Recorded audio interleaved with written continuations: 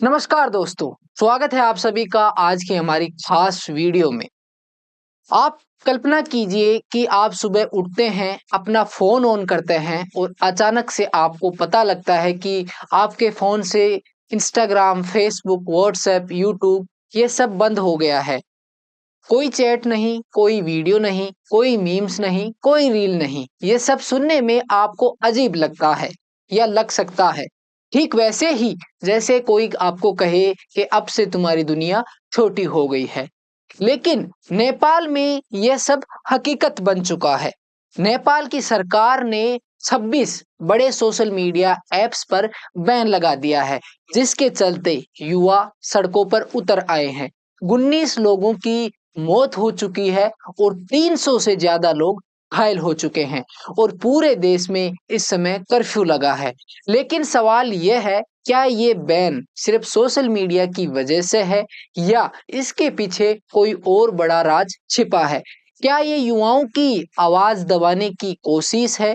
क्या ये है हमें सिखाता है या हमें दिखाता है कि आवाज उठाना कितना जरूरी हो सकता है? दोस्तों, आज की इस स्पेशल वीडियो में हम इस पूरे मामले को स्टेप बाय स्टेप डिटेल में जानने की कोशिश करेंगे।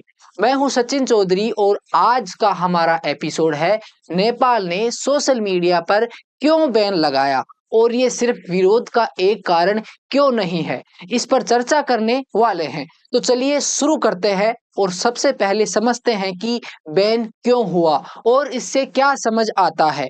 एक प्रदर्शनकारी ने कहा, ये बैन नहीं, हमारी आवाज बंद करने की कोशिश है।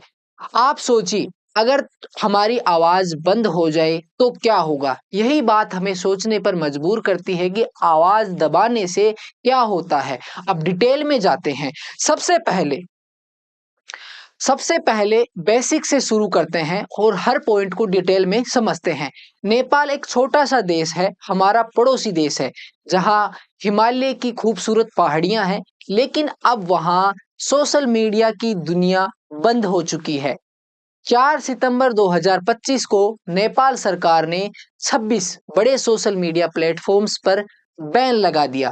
इसका मतलब इन ऐप्स को ब्लॉक कर दिया। इन ऐप्स में मुख्य रूप से Facebook, Instagram, WhatsApp, YouTube, X, Reddit, LinkedIn, Pinterest और ऐसे तमाम ऐप्स को बैन कर दिया है। अब अब आप सोच रहे होंगे कि नेपाल की सरकार ने ऐसा क्यों किया? तो आपको बता दूं, नेपाल सरकार का इस पर कहना है कि ये जो कंपनियां हैं, ये जो एप्स की कंपनियां हैं, ये नेपाल में बिजनेस कर रही हैं, लेकिन नेपाल के नियम नहीं मान रही।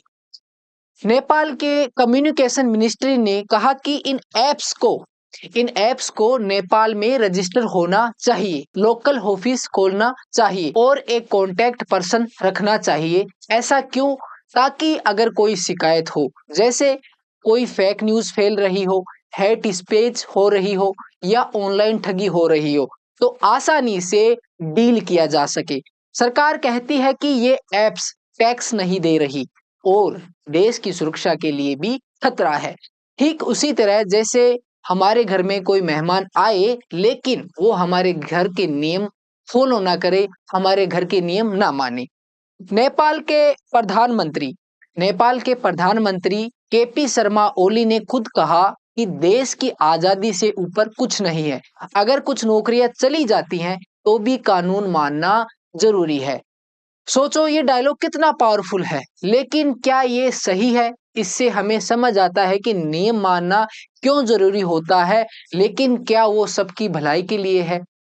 और एक कानून भी, नेपाल में सोशल मीडिया के ऑपरेशन, यूज और रेगुलेशन बिल जो अभी भी पार्लियामेंट में पेंडिंग है, लेकिन सरकार ने सुप्रीम कोर्ट के 2024 के ऑर्डर के आधार पर ये कदम उठाया। 28 अगस्त को 7 दिन का अल्टीमेटम भी दिया गया था, लेकिन कंपनियां नहीं मानी। अब हिस्ट्री देखें तो ये पहली बार नेपाल में नहीं हुआ है। नेपाल में पहले भी टिकटॉक पर बैन लगाया गया था 2023 में, हेट स्पीच और साइबर क्राइम की वजह से, लेकिन बाद में इसको हटा लिया गया जब कंपनी ने नियम मान लिए। इसी तरह अन्य देशों में भी ऐसा हुआ है। जैसे हमारे देश भारत का ही एक एग्जांपल ले लीजिए, टिकटॉक बैन हुआ था 2020 में। इससे हमें समझ आता है कि सोशल मीडिया पावरफुल है, लेकिन गलत यूज से प्रॉब्लम आती है। नेपाल ने जो ऐप्स बंद किए हैं, उसके अलावा कुछ ऐसे ऐप्स बच गए हैं, जैसे टिकटॉक, वाइबर, वीटॉक, निम्भज और पोपो लाइव। ये ऐप्स इसलिए बच गए क्योंकि ये रजिस्टर हो गए हैं तो चालू हैं। वहीं टेलीग्राम और ग्लोबल डायरी की भी रिव्यू चल रही है। नेपाल में करीब 1.35 करोड़ लोग फेसबुक यूज करते हैं, 36 लाख इंस्टाग्राम अकाउंट है।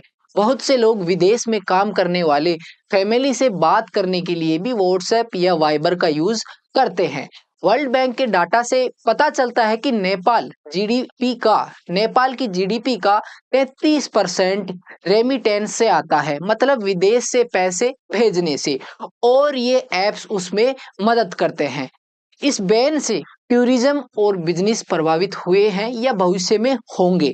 ठीक उसी तरह जैसे कोई दुकान बंद हो जाए तो ग्राहक कहाँ जाएंगे।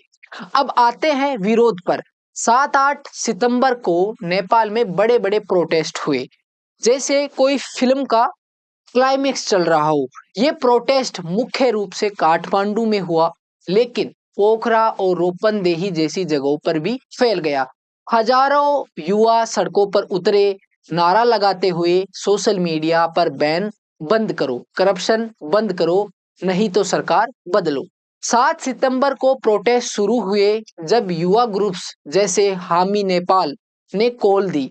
8 सितंबर को प्रदर्शनकारी संसद पर चढ़ने की कोशिश कर रहे थे, झंडा लहराते हुए, और पुलिस बैरिकेड्स भी तोड़ दिए। पुलिस ने इसके चलते आंसू गैस, पानी की बौछार, लाठियां और रबर बुलेट्स चलाई, और इसका नतीजा ये हुआ कम से कम 19 लोगों की मौत हो गई, 300 से ज्यादा लोग घायल हो गए।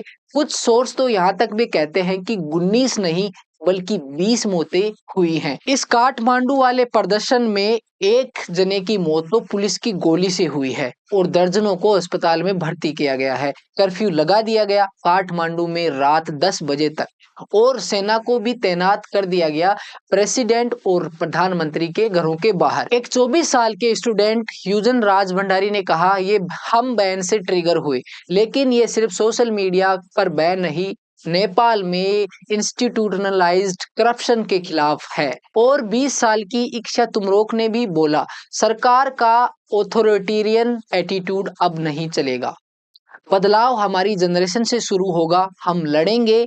एक अन्य प्रदर्शनकारी ने ये तक कहा कि फोकस सोशल मीडिया पर नहीं बल्कि करप्शन पर है, हमें अपना देश वापस चाहिए। अब बात करते हैं कि बैन होने के बावजूद विरोध इतना कैसे फैला। तो आपको बता दें, युवाओं ने वीपीएन यूज किया था। वीपीएन का मतलब होता है वर्चुअल प्राइवेट नेटवर्क, जो बैन को बाईपास करता है।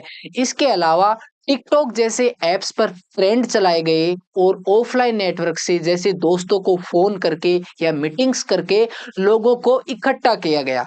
हैशटैग नेपो किड्स वायरल हुआ, मतलब पॉलिटिशियंस के बच्चे जो लग्जरी लाइफ जी रहे हैं, जबकि आम लोग मुश्किलों में अपनी जीवन काट रहे हैं। टिकटॉक पर वीडियोस में दिखाया गया कि पॉलिटिशियंस के बच्चे महंगी छुट्टियां मना रहे हैं, जबकि वहां नेपाल का युवा बेरोजगारी में अपना जीवन जी रहा है। काठमांडू में कर्फ्यू लगाया गया, जिसके चलते विरोध खत्म होना चाहिए था, लेकिन हुआ इसका उल्टा, विरोध और तेज हो गया। ठीक वैसे ही जैसे कोई आपको कहे कि लाइटें बंद कर दो, लेकिन सब लोग टॉर्च जलाकर अपना काम जारी रखें। लेकिन ये सब एक मजाक नहीं है बल्कि एक गंभीर मुद्दा है। यूएन ने भी कहा कि वो नेपाल की मदद करने को तैयार है, और हिंसा पर भी चिंता जताई गई, क्योंकि ये नेपाल जैसे शांत देश के लिए एक अनोखा है। अगर हिंसा बढ़ी तो और मौतें हो सकती हैं। ये युवाओं की जिंदगी का सवाल है। इससे इस पूरे मामले से हमें यही समझ आता है कि विरोध शांतिपूर्ण तरीके से होना चाहिए, क्योंकि हिंसा से समस्या सुलझती नहीं है बल्कि और ज्यादा बढ़ती है। दोस्तों, इन ऐप्स पर बैन सिर्फ ट्रिगर है, असली आग तो गहरे मुद्दों से लगी है। नेपाल के युवा, ज्यादातर 28 साल से कम उम्र के, जिन्हें हम जेन जी जनरेशन भी बोलते हैं, ये गुस्से में हैं। आखिर क्यों? तो इसके पीछे कुछ मुख्य कारण हैं। पहला, करप्शन और नेपोटिज्म। नेपो किड्स ट्रेंड से पता चलता है कि पॉलिटिशियंस के बच्चे अमीर लाइफ जी रहे हैं, महंगी कारें, विदेश में घूमना, जबकि आम लोग गरीबी में जी रहे हैं। प्रदर्शनकारी कहते हैं कि टैक्स के पैसे का सही यूज नहीं हो पा रहा। एक प्रदर्शनकारी ने कहा, हम पे करते हैं और तुम फ्लेक्स करते हो। मतलब वहां की आम जनता टैक्स पे करती है, लेकिन सरकार के द्वारा फ्लेक्स किया जाता है। दूसरा कारण, युवाओं की अनदेखी। नेपाल में बेरोजगारी ज्यादा है। कोविड के बाद इकोनॉमी डगमगा गई। बहुत से युवा विदेश जाकर काम करते हैं। यहाँ तक कि आपने देखा होगा, हमारे भारत में भी कई नेपाल के लोग यहाँ काम कर रहे हैं। युवा महसूस करते हैं कि सरकार उनकी आवाज नहीं सुन रही, डिसीजन मेकिंग में शामिल नहीं हो रही। एनालिस्ट योगराज लिचमाने ने कहा, ये युवाओं की फ्रस्ट्रेशन है, लंबे समय से दबाई गई आवाज है जो बदलाव चाहती है। उदाहरण, 90% नेपाली इंटरनेट यूज करते हैं, लेकिन युवा कहते हैं कि वो सिर्फ यूजर्स हैं, ना कि लीडर्स। इससे हमें समझ आता है कि अपनी आवाज उठाना क्यों जरूरी होता है, क्योंकि चुप्पी से बदलाव नहीं होता। तीसरा सबसे बड़ा कारण है इकोनॉमिक और सोशल प्रॉब्लम्स। रेमिटेंस पर निर्भर देश में बैन से बिजनेस प्रभावित हुए हैं या भविष्य में होंगे। क्रिएटर्स की कमाई रुक गई है, जैसे फेसबुक का नया मोनेटाइजेशन प्रोग्राम। युवा कहते हैं कि सरकार विरोध दबाने के लिए ये बैन कर रही है, खासकर ऑनलाइन कैंपेन के बाद, जैसे फेक न्यूज, साइबर क्राइम के बहाने। अगर ग्लोबल कंपैरिजन करें तो इस पूरे नेपाल के मामले का अगर ग्लोबल कंपैरिजन करें तो बांग्लादेश में भी युवाओं ने करप्शन के खिलाफ प्रोटेस्ट किया था और सरकार बदल दी थी। और ये नेपाल में जो अभी हो रहा है विरोध, यह भी बांग्लादेश जैसे मूवमेंट से इंस्पायर्ड लगता है। अगर नहीं सुलझा तो नेपाल की पॉलिटिक्स भी बदल सकती है, लेकिन हिंसा से कोई फायदा नहीं होगा, सिर्फ नुकसान ही नुकसान होगा। अब बात करते हैं, इतना होने के बावजूद क्या प्रभाव हुआ या भविष्य में होने वाला है। तो नेपाल के लिए ये एक इकोनॉमिक नुकसान है। टूरिज्म और रेमिटेंस प्रभावित होंगे, इंटरनेट प्रोवाइडर्स को लॉस होगा। वहीं भारत के लिए पड़ोसी देश में अशांति चिंता की बात है, क्योंकि हमारी बॉर्डर नेपाल के साथ शेयर होती है। यूएन और दुनिया देख रही है, क्या बैन हटेगा? प्रेशर बढ़ रहा है। वहीं नेपाल के होम मिनिस्टर ने इस पूरे मामले के चलते इस्तीफा तक दे दिया। दोस्तों, ये मामला हमें सिखाता है कि सोशल मीडिया सिर्फ एंटरटेनमेंट नहीं, एक आवाज है करप्शन के खिलाफ, गलत सिस्टम के खिलाफ। नेपाल के युवा बदलाव चाहते हैं, करप्शन फ्री फेयर सिस्टम हो। सोचो, अगर भारत में ऐसा हुआ होता तो क्या आप और हम चुप रहते? इससे हमें समझ आता है कि जिंदगी में आवाज उठाना कितना जरूरी होता है, लेकिन वो भी शांतिपूर्ण तरीके से, क्योंकि वो ही असली ताकत होती है। अगर आपको ये वीडियो पसंद आया हो तो कमेंट में बताओ, क्या भारत में ऐसा बैन हो सकता है? साथ ही वीडियो को लाइक, शेयर और इस चैनल को भी सब्सक्राइब जरूर करें। मिलते हैं नेक्स्ट एपिसोड में, तब तक के लिए आप सभी को जय हिंद, जय भारत।